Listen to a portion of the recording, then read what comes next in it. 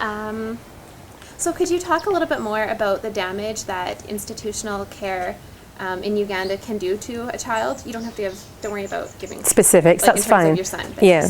Well, institutional care, whichever country that you're brought up in, it's standard damage. You know, it doesn't matter if it's Uganda, Chile, India, America, when they used to have orphanages back in the 70s. It's exactly the same.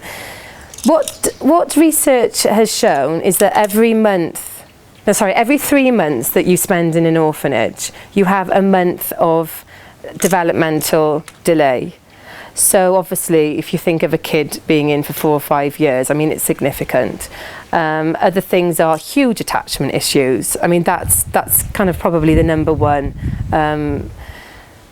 area that these children get affected, because they haven't got a primary carer to call their own. Could you specify what you mean by attachment issues? Okay. So children with attachment issues, that basically means they don't trust the people that are looking after them. So their primary carer, their parents, they don't trust them.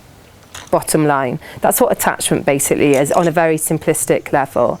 So obviously if you don't trust your parents, that impacts on your whole relationship.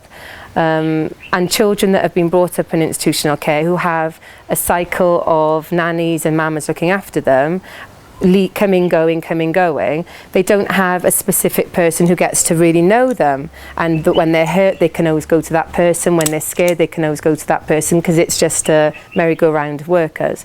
So that means that the child never learns to trust a significant person in their life, and that will impact on all future relationships, not just with a potential adoptive parent, but on the relationship with a teacher in school, relationship with friends, relationship with partners, relationship with your boss.